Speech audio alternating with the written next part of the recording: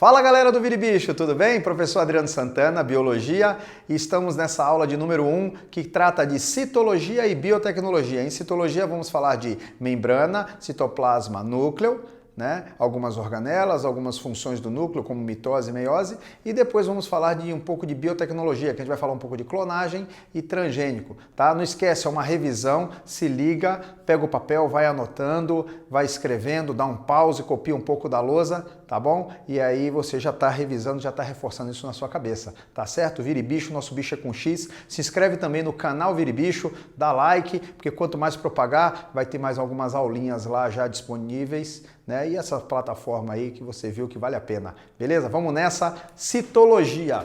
Citologia é a parte do estudo da célula, Então, existem tipos de células, células procariontes e células eucariontes. Células procariontes não apresentam núcleo organizado, ou seja, um material genético é solto pelo citoplasma. Exemplo, seres do reino Monera, as bactérias, são todas procariontes e dentre os seres vivos são as únicas. Tá? Todos os outros 4 reinos, protoctista, fungi, animal e vegetal, são todos eucariontes. E o que são as células eucariontes? As células eucariontes são aquelas que apresentam a membrana nuclear, a membrana carioteca, já guardando o material genético. Então ele já está envolto no envelope nuclear. Tá? Então, citologia a gente sempre comenta de membrana, citoplasma e núcleo. Vamos começar pela membrana. A membrana celular, a gente sempre diz que ela é uma bicamada fosfolipídica. Um pouquinho lá atrás chamavam ela de natureza lipoproteica. E hoje em dia dizem que ela é fosfolipoglicoproteica, porque ela é feita de fosfato, de glicídios, de lipídios e de proteínas. Você dá uma olhada aqui, eu desenhei para você. Aqui essas bolinhas são os fosfatos. Esses pauzinhos são os lipídios. Note que os lipídios estão virados para o recheio da membrana. Ela é isso tudo aqui, parte externa da célula, parte interna da célula. E aqui, nesses lipídios, mergulhado entre esses fosfolipídios, nós temos as proteínas. As proteínas que fazem a comunicação do meio externo com o meio interno. Tá? E na ponta das proteínas que estão voltadas para fora, nós temos os glicocálix, que são tipos de glicídios, glicoproteínas, que reconhecem estruturas, outros tecidos ou outras células para criar uma harmonia. Por exemplo, se você fizer um transplante de órgão, um transplante de tecido, quem vai causar o poder de aceitação são os glicocálix, ok? Só para você saber, as proteínas fazem a comunicação, os fosfatos são hidrofílicos, ou seja, tem afinidade com água, por isso que eles estão virados tanto para a parte externa da célula quanto na parte interna.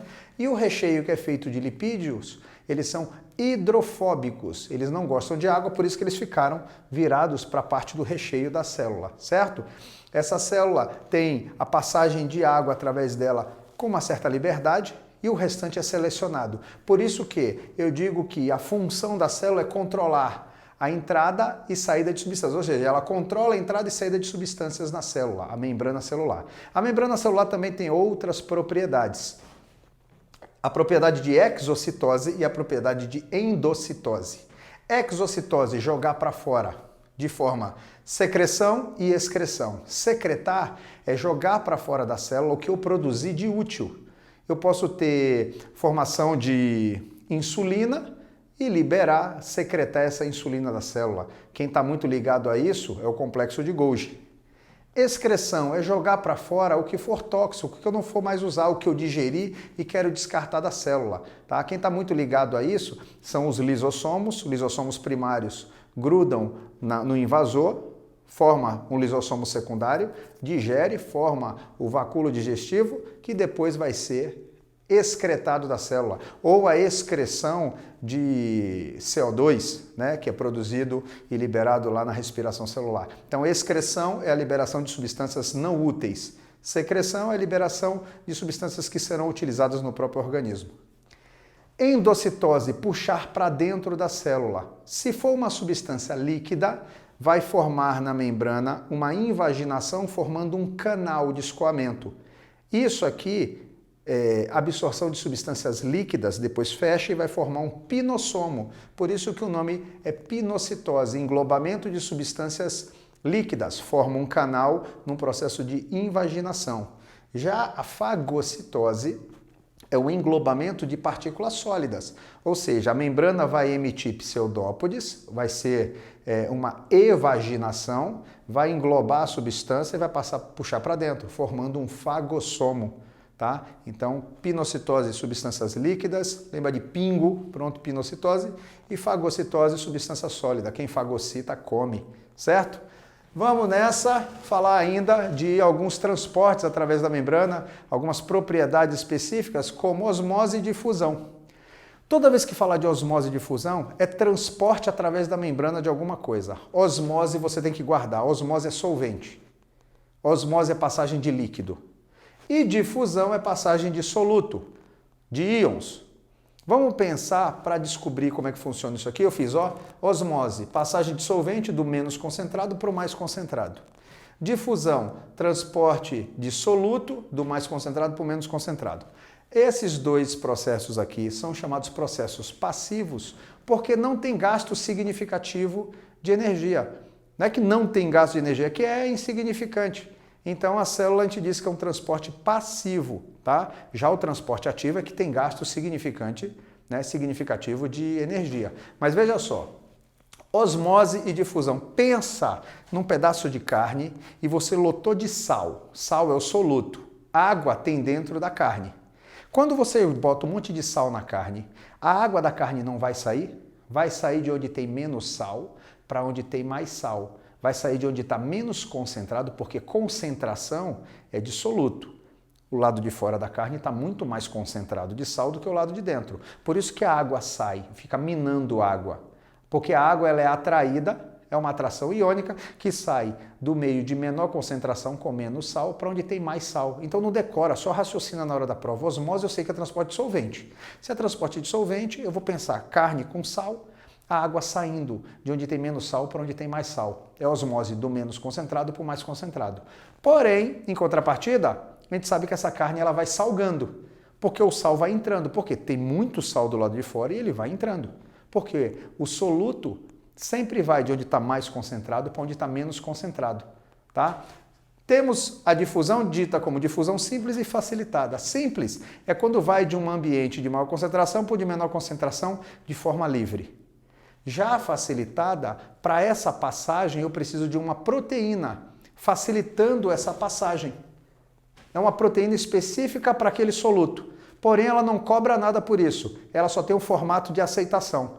Então é quando eu tenho uma proteína facilitadora, eu chamo de difusão facilitada. Beleza? E a bomba de íons, que é um transporte ativo. A bomba de íons é um transporte ativo. Por quê? Porque tem gasto significativo de energia, simplesmente porque é o contrário. Ela não vai de onde tem muito soluto para onde tem pouco. É um transporte de soluto, porém de onde tem menos para onde tem mais. Isso acontece muito na famosa bomba de sódio e potássio. No processo de condução de impulso nervoso, você vai ver que entra sódio, sai potássio, entra sódio, sai potássio. Mas quando entra sódio, a concentração inverte, o sódio tem que ser expulso para que ocorra despolarização e repolarização. Nesse processo de repolarização, está acontecendo o quê? A bomba de íons, tá? E porque do lado de fora que teria muito sódio, entrou um pouco, mas do lado de fora ainda estava mais concentrado. Entra porque é normal. Entra por difusão. Agora, na hora de sair, ele vai ser expulso. Então, ele vai contra o gradiente de concentração, por isso gasta energia. Então, aqui é a favor do gradiente de concentração e aqui é contra o gradiente de concentração. Ok? Dando um pause, vamos falar rapidinho de química da célula. Você viu que eu coloquei aqui em destaque, só para você saber de algumas substâncias, e eu vou comentar, você vai anotando aí. A química da célula, a gente costuma usar essa palavra aqui, CHOMPS. Carbono, hidrogênio, oxigênio, nitrogênio, fósforo e enxofre. Esses são os compostos químicos de um ser vivo. Tá? Esses são os elementos químicos de um ser vivo. Dentre todos os elementos, dentre todas as substâncias que nós temos no organismo, a gente destaca as substâncias inorgânicas e orgânicas. As inorgânicas, água e sais minerais. Vamos falar rapidinho deles. Água hidrata. Sem água não tem vida. De todos aqui, o mais importante é água. Porque sem água não tem vida. Tá? A água, inclusive, no planeta, né, ela é a responsável pela liberação de oxigênio. Então a nossa vida depende da água, até para liberar moléculas de oxigênio na fotossíntese, mas isso a gente vai ver mais para frente. A água hidrata, água com o suor rouba a temperatura, então ela é um regulador térmico. Água, ela é um solvente, conhecido como solvente universal, porque dissolve a maioria das substâncias conhecidas na química, não dissolve tudo, mas é a que melhor dissolve. Água, ela tem a propriedade de transporte no nosso organismo. Por exemplo, as substâncias só são transportadas pelo sangue porque o sangue é líquido, porque 80% do sangue é água.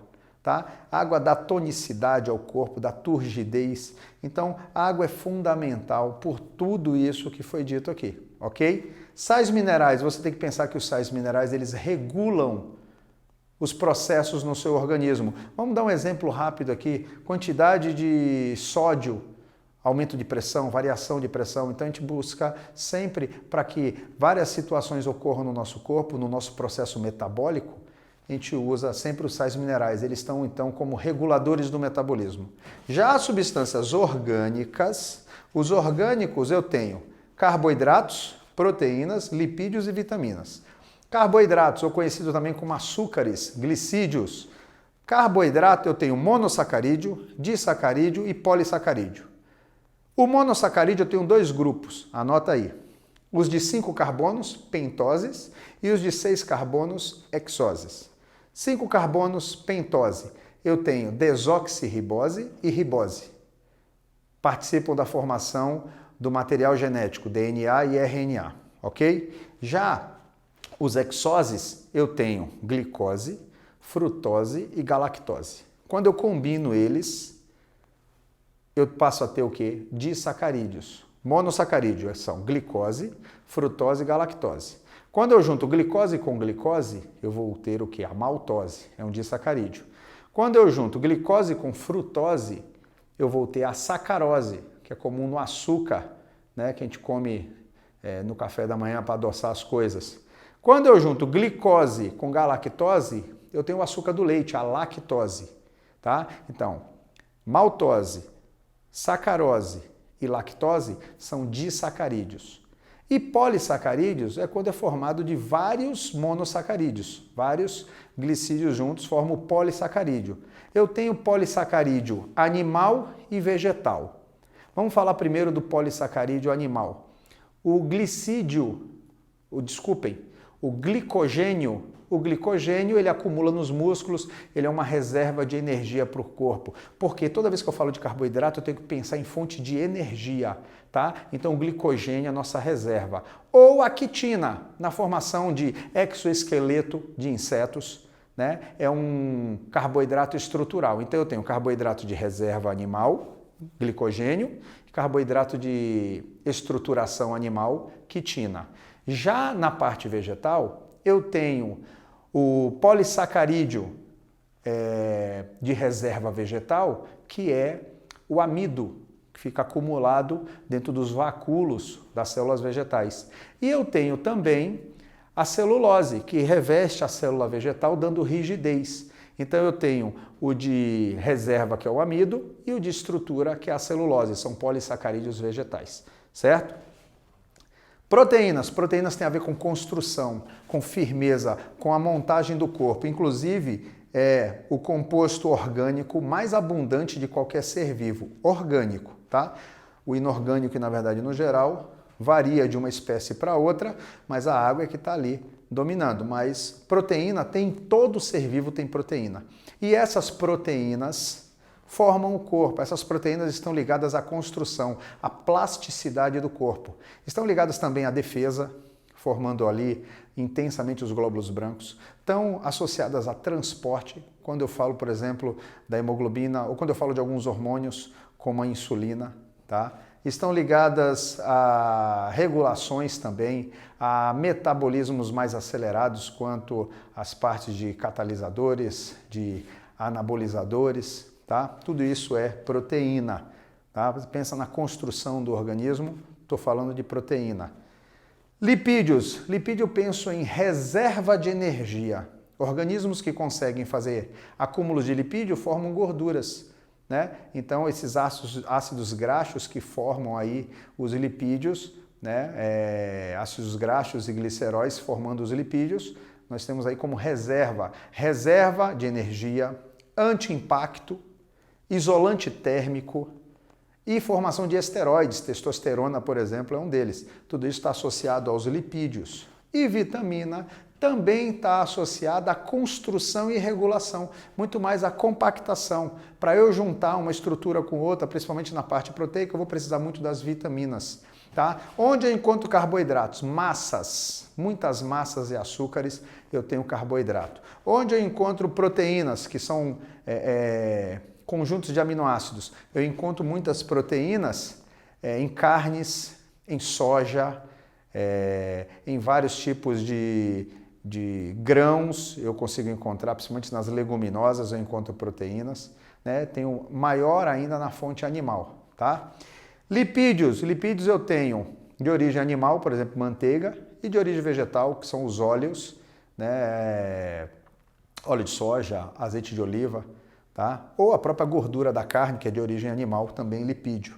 Vitaminas eu vou encontrar muito em frutas, muitos vegetais, são muitos fornecedores de vitaminas. Uma alimentação balanceada é aquela que contempla um pouco de tudo. Você sendo onívoro, que você come vegetal e carne, você sendo vegetariano, que se alimenta de vegetais, e algumas coisas de origem animal, por exemplo, ovo, manteiga, né? E vegano que é 100% vegetal, nada de origem animal. Lembrando que essas três alimentações têm que ter um bom estudo, tomar um cuidado, ter bastante orientação, de preferência procurar um nutricionista. As três você pode seguir tranquilamente, desde que você tenha um respaldo de um profissional, beleza? Vamos para a última parte desse primeiro momento aqui, que eu vou trocar a lousa já, falar do citoplasma. Falei da membrana, química da célula, citoplasma. Falta núcleo e depois biotecnologia. Citoplasma. Citoplasma nada mais é do que o hialoplasma, essa estrutura, essa substância líquida que compõe o citoplasma celular, mais as organelas. Tudo que está entre a membrana e o núcleo faz parte do citoplasma celular. O citoplasma celular eu vou encontrar nele organelas membranosas, que tem membranas constituindo-as, e organelas proteicas. Você viu que eu deixei as proteicas em vermelho, em azul eu tenho as organelas membranosas. É bom você anotar, fazer um esqueminha aí no seu caderno. Vamos começar pelas organelas membranosas. Núcleo é a estrutura central da célula que armazena o material genético. Mas do núcleo você tem um conjunto de pequenas redes com ribossomos aderidos, que é o retículo endoplasmático granular, ou antigamente chamado de rugoso. Como ele tem ribossomos aderidos, ele está associado à síntese proteica, mas também transporte de substâncias pela célula. Do retículo endoplasmático surge um conjunto de bolsas e vesículas, cisternas e vesículas, que se juntam, que se fundem, pegando o que foi produzido aqui, armazena e depois secreta essas substâncias. Quem faz isso? O complexo de Golgi, ou sistema golgiense. Foi descoberto por Camilo Golgi, por isso tem esse nome. Esse conjunto de vesículas e cisternas forma esse complexo, esse sistema que armazena e secreta substâncias. Qualquer questão falando de secreção, organela ligada à secreção ou armazenamento, é Golgi, a não ser o vacúolo da célula vegetal que a gente já vai falar. Falou de transporte ou de síntese proteica interna não, proteínas produzidas para que sejam exportadas da célula, retículo endoplasmático granular. Mas eu tenho aqui bem próximo sempre ao complexo de Golgi os lisossomos. Tá? Lisossomo é uma organela que defende a sua célula. Ela faz a digestão lá dentro da célula, digestão intracelular. Apareceu uma substância, elas atacam. Lisossomo primário ataca, forma lisossomo secundário e depois forma um vacúolo digestivo. Eu tenho outro retículo endoplasmático que não tem ribossomos aderidos, por isso que ele é chamado de agranular, antigamente chamado de liso. Principal função dele, produção de lipídios, ou indiretamente ligada à produção de esteroides. Do retículo endoplasmático agranular, eu também tenho a formação de umas estruturas chamadas peroxissomos. Os peroxissomos realizam a catalase, que é a quebra de uma substância produzida num processo metabólico, que é o H2O2, a água oxigenada. Ela vai lá e quebra, formando H2O mais O. Quando você joga água oxigenada numa ferida, os seus peroxissomos começam a agir, e aí você vê aquelas bolinhas de oxigênio sendo liberadas, o que matariam as bactérias patogênicas, causando asepsia. Mas também, indiretamente, o retículo endoplasmático agranular, por produzir os peroxissomos, também está ligado à desintoxicação celular. Tá? Se a pessoa tem uso constante de álcool, as suas células do fígado vão produzir bastante retículo endoplasmático agranular, ok? As mitocôndrias, que também são organelas membranosas, que realiza a produção de energia com a presença de oxigênio. Então ela faz a respiração celular. E temos as duas organelas proteicas, ribossomo, que existe em qualquer tipo de célula, seja célula eucarionte ou procarionte, qual for, eu tenho ribossomo. O ribossomo é ligado à síntese proteica. Aqui eu tenho ribossomos soltos e ribossomos presos. O ribossomo faz a síntese proteica. Os ribossomos livres produzem proteína para ser usado aqui dentro. Os ribossomos aderidos produzem proteína para que sejam exportados da célula, beleza? E os centríolos? Centríolos, eles estão ligados à formação do citoesqueleto para dar estruturação na célula e formação também de cílios e flagelos. Então eu posso dizer que os centríolos estão associados à movimentação celular, na hora que eu falo de cílios e flagelos, e também associo eles à divisão celular.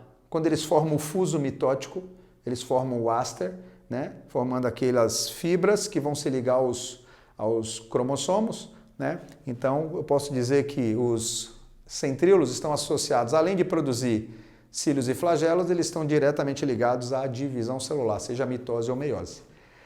Em célula vegetal, você notaria o seguinte: você notaria a presença de uma parede celular, tá? Célula vegetal tem isso, parede celular por fora da membrana, que daria rigidez e proteção maior.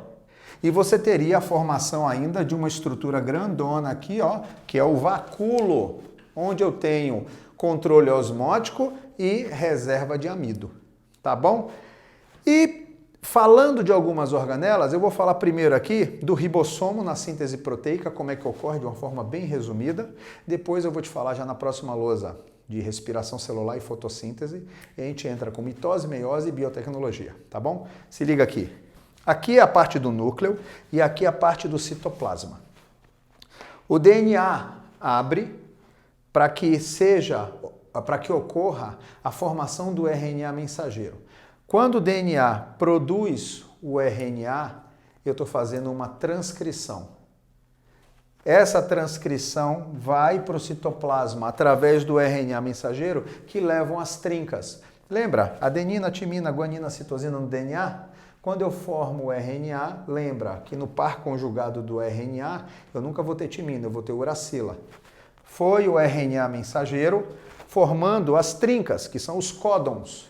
Só que o DNA também produz esse outro RNA aqui, ó, chamado de RNA transportador, que vai buscar dentro da célula todos os aminoácidos que o organismo ingeriu, digeriu as proteínas, os aminoácidos foram todos liberados e o RNA transportador vai caçar todo mundo. O RNA transportador vai caçar os mais diversos aminoácidos que nós conseguimos ingerir. Na ponta do RNA transportador, eu tenho a formação do anticódon. Enquanto aqui no RNA mensageiro eu tenho o códon, no RNA transportador eu tenho o anticódon. E o anticódon sempre se combina com um certo códon. Mas quem vai ligar o RNA transportador ao RNA mensageiro? Os ribossomos, que a gente chama de RNA ribossômico. O ribossomo entra aqui, essa trinca GGU vai se ligar ao CCA. G com C, U com A, certo? Então o GGU vai entrar aqui, ó, vai se ligar aqui, ó, e o ribossomo vai roubar o aminoácido X dele. Quando esse ribossomo passa para cá, entra um outro ribossomo, formando uma cadeia de polirribossomos aqui. Esse ribossomo que já tem o X, agora com essa combinação CCU, vai se ligar ao GGA, que vai pegar o Y. E esse ribossomo que já veio daqui, que já tinha o X e agora pegou o Y, vem para cá. já com X e com Y. Enquanto isso, o daqui veio para cá e entrou mais um. Esse aqui, que é o A, o C, vai se ligar ao U, A, G e vai pegar o aminoácido Z. E assim vai montando a sua cadeia de aminoácidos que vai se transformar numa proteína. Isso tudo ocorre aqui, ó. Produziu a proteína, ela vai ser envelopada e depois secretada. Isso aqui é a síntese proteica. Dá um minutinho que a gente vai trocar a lousa num passe de mágica. 1, 2, 3. Pronto, galera, voltamos. A lousa nova está aí, certo? E aí a gente estava falando aqui de síntese proteica no finalzinho da outra lousa, né, que era dentro de citoplasma celular. A gente vai falar agora um pouco da mitocôndria e do cloroplasto. Da mitocôndria, o que a gente tem que falar primeiro? Que toda célula eucariótica tem mitocôndria, seja ela animal ou vegetal, ela tem mitocôndria, então ela faz a respiração celular. O que é a respiração celular? A respiração celular é um desempenho que as mitocôndrias realizam dentro das nossas células. As mitocôndrias são organelas, assim como os cloroplastos, independentes, têm DNA próprio, se reproduz sozinho. Inclusive, a nossa primeira mitocôndria vem no óvulo da nossa mãe. Então o que acontece? O nosso DNA mitocondrial é igual ao DNA mitocondrial da nossa mãe, que é igual ao da mãe dela. O meu DNA mitocondrial é igual ao da minha mãe, é igual ao da minha tia, irmã da minha mãe, é igual ao do meu tio, irmão da minha mãe, porque todos herdaram o DNA mitocondrial da minha avó, já que são todos filhos dessa minha avó, que é mãe da minha mãe, e aí o DNA mitocondrial vem passado para mim. Vai passar para os meus filhos? Não. Se fosse numa mulher, aí sim passaria para os filhos dela, porque vai no óvulo. O espermatozoide só contribui com o núcleo, tá bom? Fica essa dica aí. Mas olha só, a mitocôndria ela pega a glicose. O que é a respiração celular? É a quebra da molécula de glicose com oxigênio, liberando energia, gás carbônico e água. A mitocôndria participa de uma parte desse processo. A respiração celular é dividida em 3 fases. Glicólise, quebra da molécula de glicose, que ocorre no citoplasma da célula ainda, não entrou na mitocôndria, e é um processo anaeróbico, não precisa de oxigênio para acontecer. Tanto é que a glicólise pode migrar para a fermentação ou cair para a mitocôndria. Partindo para a mitocôndria, já na presença de oxigênio e na matriz mitocondrial ou no citoplasma da mitocôndria, atenção com esses termos, na matriz mitocondrial ocorre o ciclo de Krebs, que o ciclo de Krebs a gente chama de triturador de piruvato. Esse ciclo de Krebs vai liberar gás carbônico, vai triturar o piruvato e depois as substâncias restantes vão para as cristas mitocondriais. E nas cristas mitocondriais, também um processo na presença de oxigênio, vão ocorrer os aceptores, até chegar no aceptor final, que é o oxigênio, e formação de água. E nesse momento aqui eu tenho a maior formação de ATP. Então você tem que saber que na respiração celular eu tenho glicólise, ciclo de Krebs e cadeia respiratória. Glicólise no citoplasma anaeróbico. Ciclo de Krebs é na matriz mitocondrial, já é dentro da mitocôndria, é um processo aeróbico. E cadeia respiratória ocorre nas cristas mitocondriais, também um processo aeróbico. Beleza? Resumidamente é isso. Já a fermentação, quando não tem oxigênio no organismo, na célula, ao invés do produto da glicólise, que é o piruvato, o ácido pirúvico, ir para a mitocôndria, ele pode sofrer um processo de fermentação no nosso organismo, é a fermentação lática. Mas também eu tenho outros tipos de fermentação. O que é fermentação? É produção de energia na ausência de oxigênio. Além da fermentação lática, eu tenho também a fermentação alcoólica. A fermentação alcoólica, ao invés de formar ácido lático, como a lática faz, ele forma álcool etílico e ainda libera gás carbônico, muito utilizado aqui na produção de bebidas alcoólicas ou no crescimento de massas de pães com o seu gás carbônico. E eu ainda tenho a formação de substâncias vinagradas, né, que são a fermentação acética, os ácidos acéticos, né, formação de vinagre, está aqui associado a esse terceiro tipo de fermentação. Agora, voltando para as outras organelas, essa fermentação aqui, rapidinho, ela pode acontecer no nosso organismo, quando a gente está sem oxigênio. Produz menos ATP do que a respiração. A respiração produz em média 32 a 38 ATPs. Aqui só produz 2 com cada molécula de glicose. E aqui ainda gera um resíduo chamado ácido lático, que é o que dá dor muscular quando a gente faz um exercício em excesso, que a gente já está desoxigenado, tá? Já a fotossíntese, é feita através da organela cloroplasto. O cloroplasto também tem DNA próprio.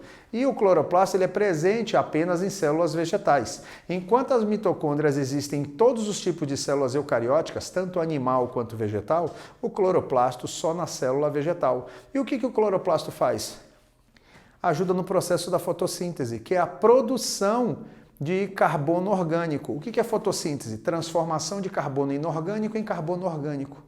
Transformação de CO2, carbono inorgânico, em glicose, carbono orgânico. Como isso acontece? Em duas etapas, a fase clara e a fase escura. Fase fotoquímica e fase puramente química. A fase clara ocorre nas tilacoides e a fase escura, ou seja, a fase não clara, ocorre no estroma, tá? Que é o citoplasma aqui do cloroplasto.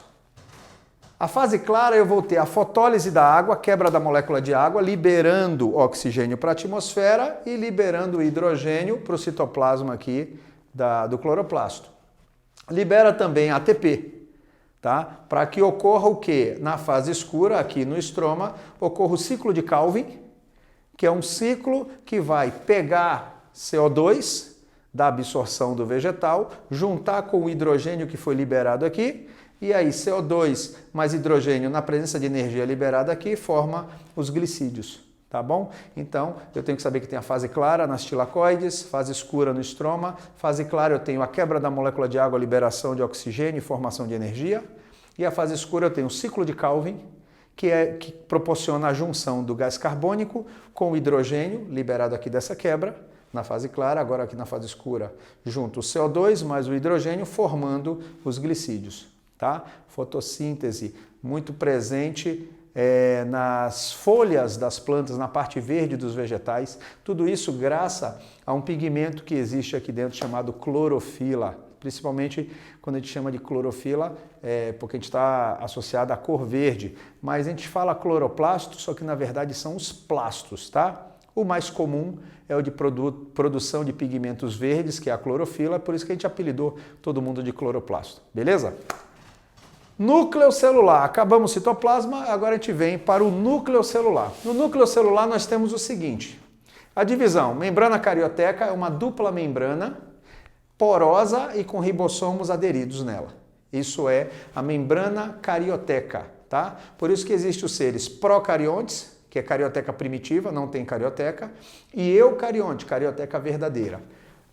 No núcleo, então, eu tenho membrana carioteca revestindo, o nucleolo, que é um conjunto de jovens ribossomos em criação, tá? Novinhos para serem liberados, e o material genético, que quando está na fase, no momento interfásico, que a célula está trabalhando no seu dia a dia, ele está todo descondensado no formato de cromatina.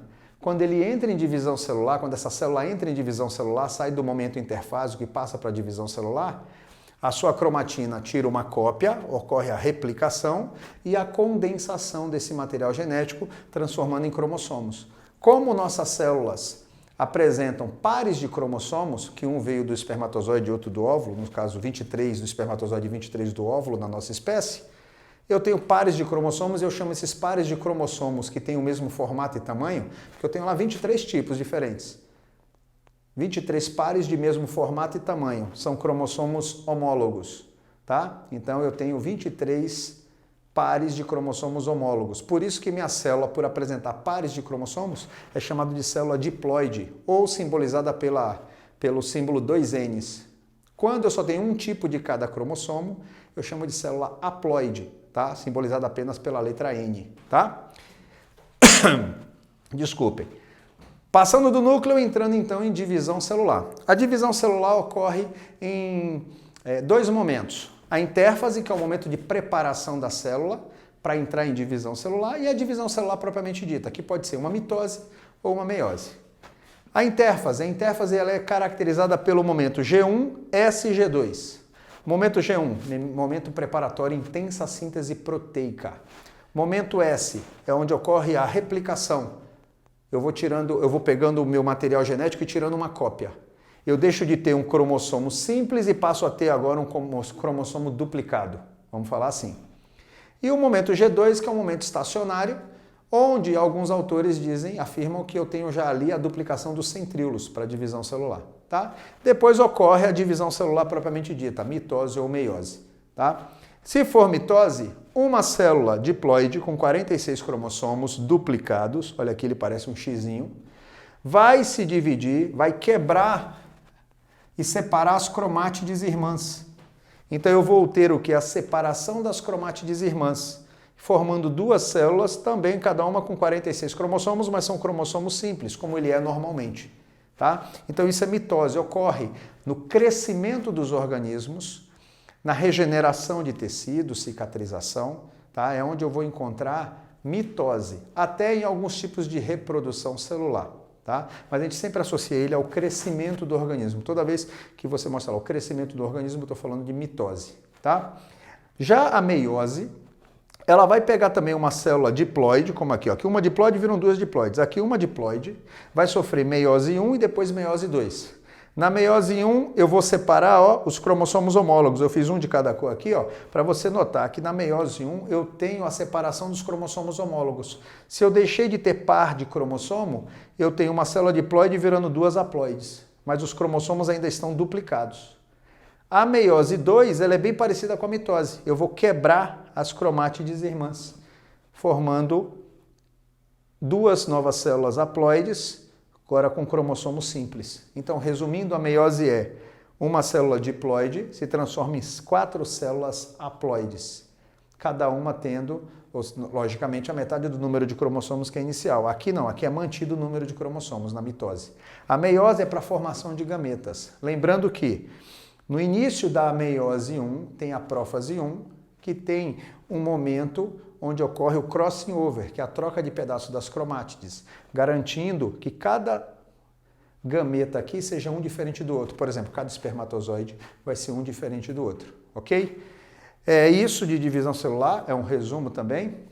Pega, copia, anota tudo que eu falei, volta um pouquinho. A gente vai falar agora de biotecnologia para encerrar esse nosso primeiro momento, essa nossa primeira aula, beleza? Só mais um minuto, vou trocar essa lousa, só para rabiscar um pouquinho para vocês e rapidinho a gente volta, 3, 2, 1. E aí, galera, voltamos e olha só, com a lousa agora de biotecnologia. Quando a gente fala de biotecnologia, o nome tecnologia, certo?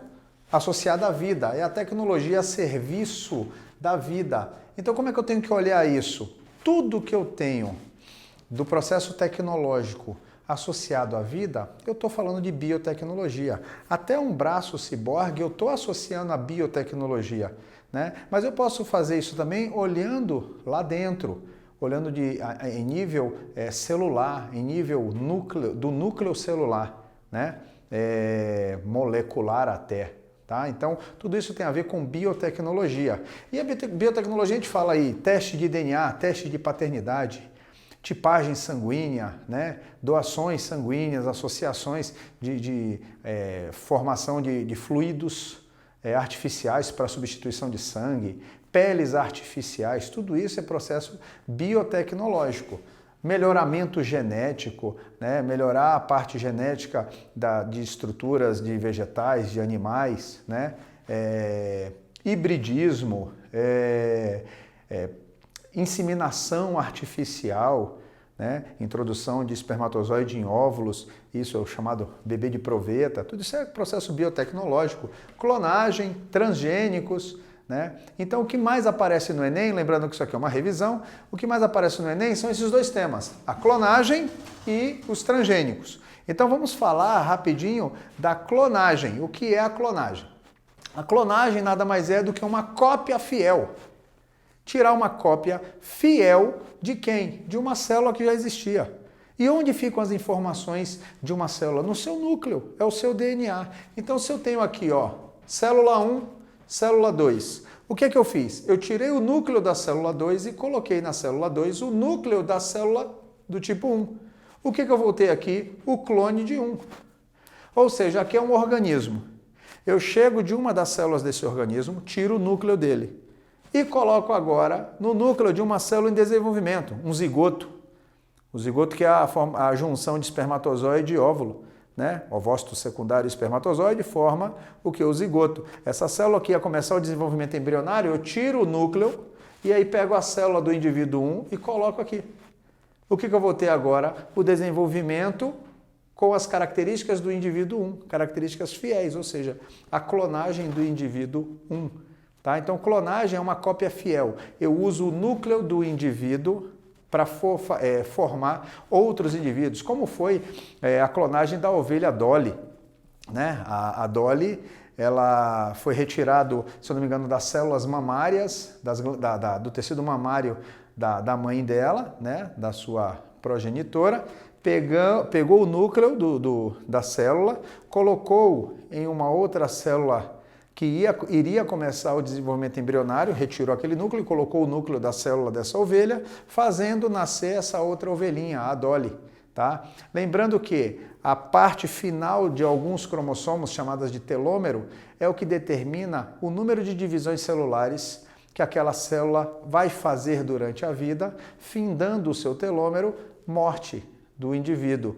Então, foi muito curioso que a ovelha que doou o seu núcleo celular para fazer a Dolly, ela apresentou depois de alguns anos uma doença, e quando a Dolly cresceu e chegou numa certa idade, também apresentou essa doença. Só que 2 anos antes, quando a primeira ovelha doou o seu núcleo celular, ela já tinha 2 anos. Quando ela fez 4 anos, ela começou a desenvolver a doença. Quando o clone fez 2 anos apenas, porque já nasceu com a idade genética de 2. Quando ele fez mais 2 anos, ela acabou desenvolvendo, iniciando a mesma doença que essa ovelha aqui já tinha desenvolvido, né? Não sei se vocês entenderam a matemática, ou seja, essa daqui, aos 4 anos de idade, desenvolveu uma doença, mas aos 2 anos ela doou o seu núcleo. Então ela doou o núcleo de uma idade genética de 2 anos. Quando eu fiz o clone, esse clone nasce bebezinho, vai crescer, mas geneticamente ele já tem 2 anos de idade. Quando ele nasceu com 2 anos genético, quando ele fez 2 anos de idade e vivência, ela também já desenvolveu a doença, que a daqui tinha desenvolvido com 4. Né? E aí começaram os estudos e viram até essa parte do telômero que mostra que os indivíduos têm um tempo de vida já programado. Inclusive existem inúmeras pesquisas tentando prolongar esse telômero, tentando a longevidade ou a estabilidade para que ele não se desgaste e as células se reproduzam para sempre. Coisa de gente humana, tá bom? Então isso é clonagem, a cópia fiel. Já o transgênico é o seguinte, simples. Você note que eu escrevi aqui espécie 1 e aqui espécie 2. O que é o transgênico? É quando eu pego um pedaço do DNA pretendido da espécie 1 e coloco na espécie 2, para fazer parte do DNA da espécie 2. Agora a espécie 2 tem um pedacinho desse DNA pretendido. Então note que eu estou fazendo isso entre espécies diferentes. Quando eu faço entre as mesmas entre espécies iguais, eu estou fazendo só um hibridismo. Mas quando eu faço isso entre espécies diferentes, eu estou fazendo uma transgenia. Ou seja, tiro um pedaço do DNA da espécie 1 e coloco no DNA da espécie 2, formando agora a espécie 2 transgênica. Vamos dizer que aqui era uma soja, mas que não resistia muito bem ao frio. Aí chega em um inseto e sabe que ele resiste bem ao frio e aí consegue ver qual parte do DNA dele proporciona essa resistência. Pega esse pedaço do DNA e coloca agora na soja. Agora eu tenho uma soja transgênica. Ah, e a soja faz mal para a saúde? Ainda não existem estudos que comprovam que ela vai proporcionar câncer ou não. Existe muita discussão. Discussão entre a galera que produz agrotóxico, a galera que quer os royalties, não quer pagar royalties da pesquisa transgênica, de quem pagou por isso. Porque depois que surge o transgênico, a abelhinha pode pegar o pólen dela e levar para qualquer outra fazenda, fazendo a transgenia, levando para lá agora, né? Enfim, quem nunca pagou, agora vai receber de graça uma soja mais resistente. Aí está uma briga danada, e aí falam que faz mal, que não faz, enfim. Nada comprovado ainda, mas transgênico é isso. Eu espero que vocês tenham gostado dessa nossa primeira parte. Tem mais mais 3 aulas, que são 4 aulas de revisão. Essa foi a primeira. E vire bicho na cabeça, o nosso bicho é com X. Põe aqui que você vai entrar no vestibular. Valeu!